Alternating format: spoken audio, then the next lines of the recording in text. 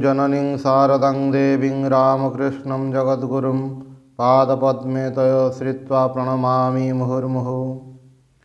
श्री माँ शारदा देवी स्मृति कथा स्वामी अरूपानंद द्वारा 11 फेब्रुआरी 1913 ख्रीष्टाब्द उद्बोधन कलिकता। मु माँ को पचार कहली, माँ एमिति जे स्वामीजी केते लोकंको मंत्र देइछंती, तुमे मध्य केते लोकंको देउछ। यह जेपरि केही आसिले तांको 2टी टंका देई विदा कर दिया हला, आउ मने रहिला नहीं। माँ कहउछंती, एते लोक आसुछंती, केते जनଙ୍କୁ मने रखी हेबो। निया जड़िले झड़ी पकासंती ना, यह ठीक सही परी। मु कहली, एही जे मंत्र नियंती कौन पाती, सेमिति तो बाह्य दृष्टि देखिले लोकटी जेमिति थिला सेमिति ही अछि। माँ कहिले, मंत्र माध्यम शक्ति संचारित हुए। गुरुंक शक्ति शिष्य पाखक जाए, शिष्यर गुरुंक पाखक आसे। तेणु मंत्र देले पाप नेबारु शरीर से व्याधि हुए। गुरु हेबा बड़ कठिन, शिष्यर पाप नेबाकू पड़े। शिष्य पाप कले गुरुंकु मध्य पाप लागे। भल शिष्य हेले गुरुंकर मध्य उपकार हुए। काहारी हठात उन्नति हुए, काहारी बा धीरे धीरे हुए, जार जेपरी संस्कार। तेणु राखाल मंत्र देवाकू चाहे नहीं। कहे, माँ मंत्र देले ही शरीर असुस्थ होउछि, मंत्र देवा ना शुणिले मो देहरे ज्वर आसी जाए। जड़े महाराज गोटे युवक को मंत्र नेबा पई माँ को पाखक पठाइछंती।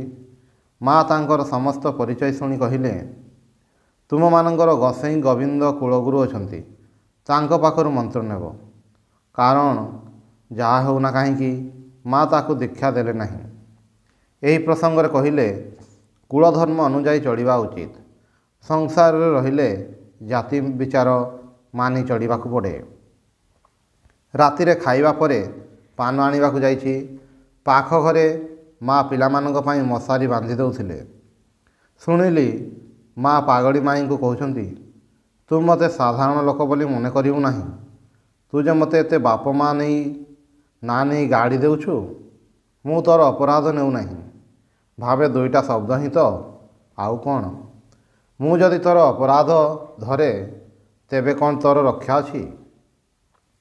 मु जेउ केते दिन बंची रहिछि सेथिरे तोर ही भल, तो झियो तोर ही हेबो। जेउ केते दिन मनीष न होउछि सेतिकी दिन ही मु, नतुबा मोर कौन माया।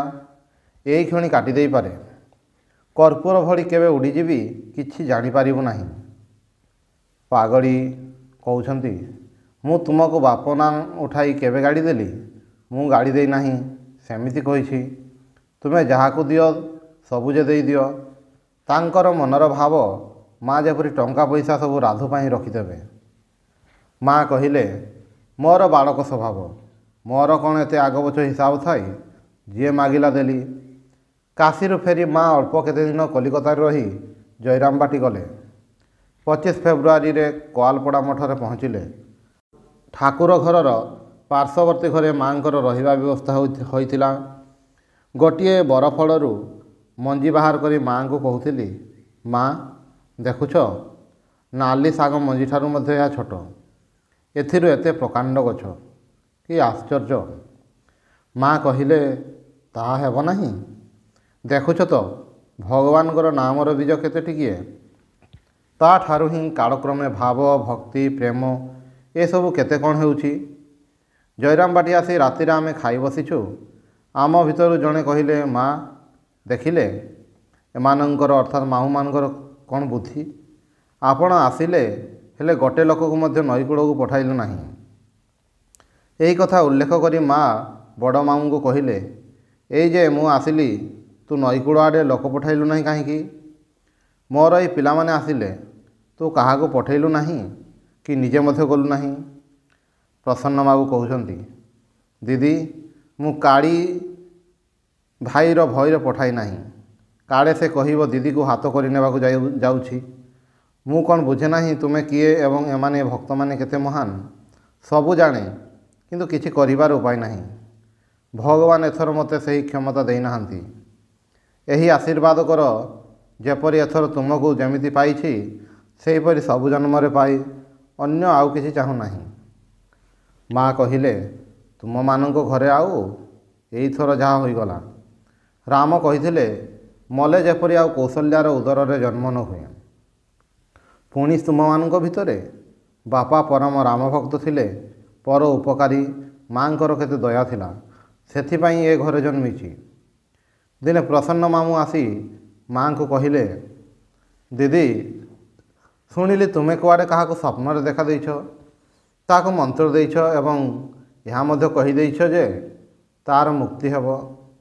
ଆମକୁ ତୁମେ କଡ଼େଇ ମଣିଷ କରିଛ, ଆମେ କ'ଣ ଚିରକାଳ ଏମିତି ରହିବୁ?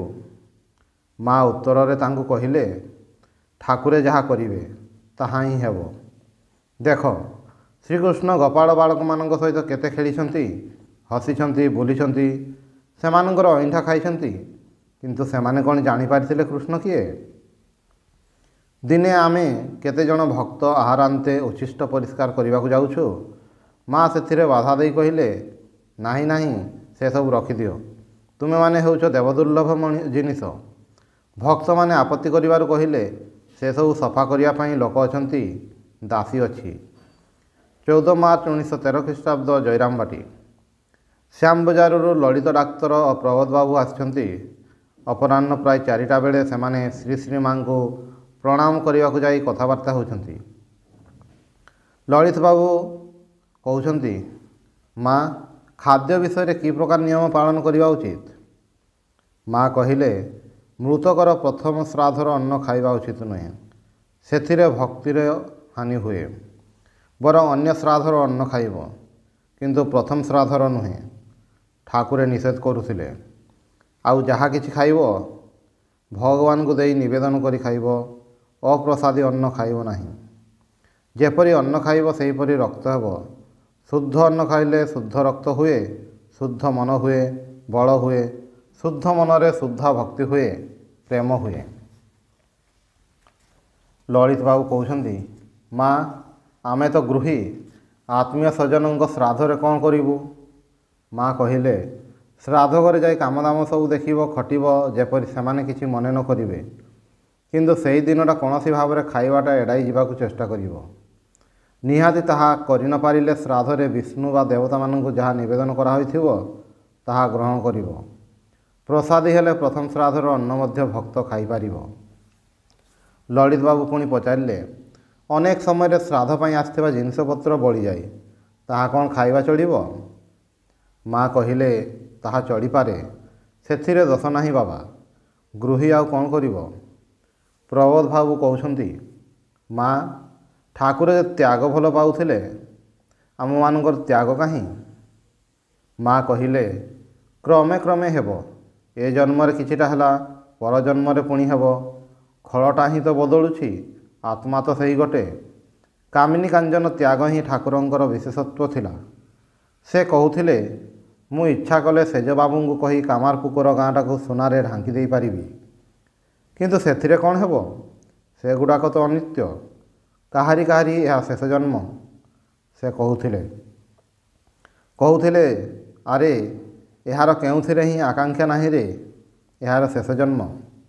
ସେମାନେ ପ୍ରଣାମ କରି ବିଦାୟ ନେଲେ। ସନ୍ଧ୍ୟାରେ ମାଙ୍କ ବାରଣ୍ଡାରେ ବସି କଥାବାର୍ତ୍ତା ହେଉଥିଲା।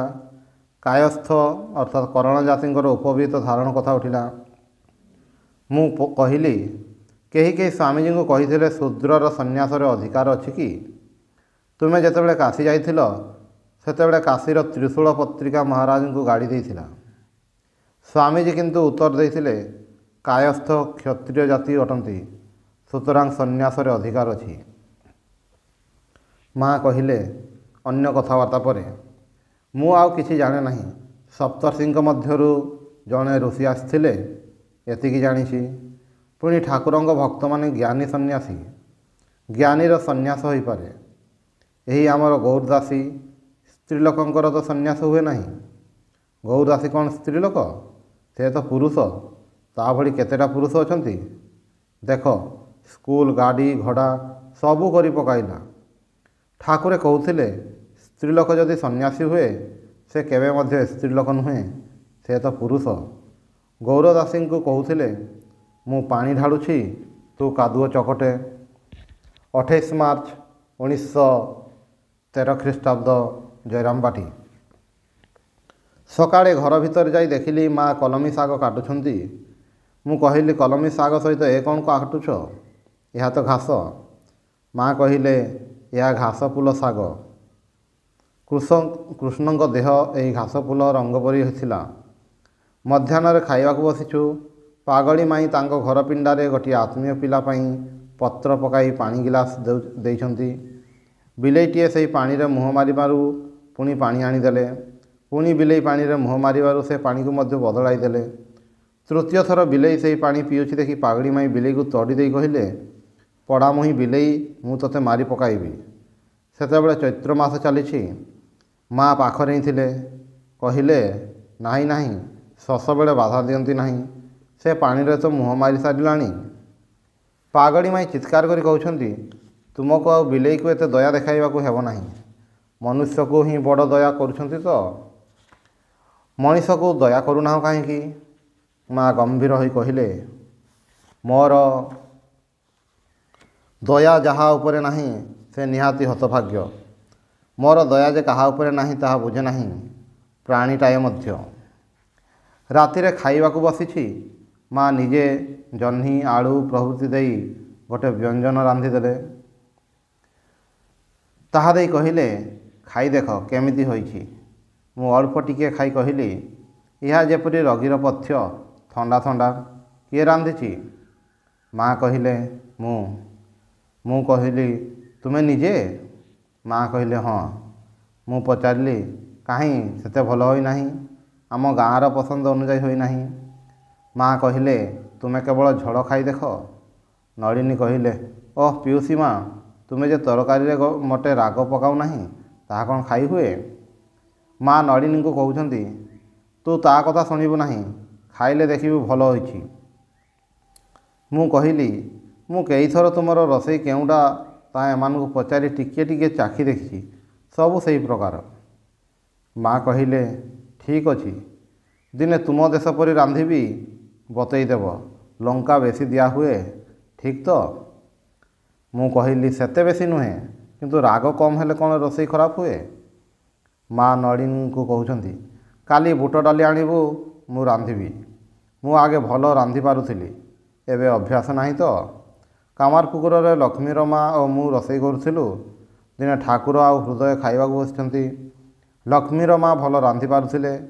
ସେ ଯେଉଁଟା ରାନ୍ଧିଥିଲେ ତାକୁ ଖାଇ କହିଲେ, ଓଃ ହୃଦୁ, ଏଟା ଯିଏ ରାନ୍ଧିଛି ସେ ରାମଦାସ ବୈଦ୍ୟ। ମୁଁ ଯେଉଁଟା ରାନ୍ଧିଥିଲି ତାହା ଖାଇ କହିଲେ, ଏଇଟା ଶ୍ରୀନାଥ ସେନ। ଶ୍ରୀନାଥ ଅର୍ଥାତ୍ ଶ୍ରୀନାଥ ସେନ ହେଉଛନ୍ତି ଅନାଡ଼ି ବୈଦ୍ୟ।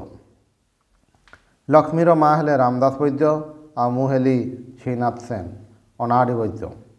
ତାହା ଶୁଣି ହୃଦୟ କହିଲା, ଠିକ୍ କଥା, ତେବେ ତୁମର ଏହି ଅନାଡ଼ି ବୈଦ୍ୟ ତୁମେ ସବୁବେଳେ ପାଇବ। ଦେହ ଘଷି ଦେବାକୁ, ଗୋଡ଼ ମଡ଼ି ଦେବାକୁ, ସବୁଥିରେ। ଖାଲି ଡାକିଲେ ହିଁ ହେଲା। ରାମଦାସ ବୈଦ୍ୟ, ତା'ର ଅନେକ ଟଙ୍କା ଫିସ୍। ତାଙ୍କୁ ତ ଆଉ ସବୁବେଳେ ପାଇବ ନାହିଁ। ତେଣୁ ଲୋକେ ଆଗେ ଅନାଡ଼ି ବୈଦ୍ୟକୁ ଡାକନ୍ତି। ସେ ତୁମର ସବୁ ସମୟର ବାନ୍ଧବ।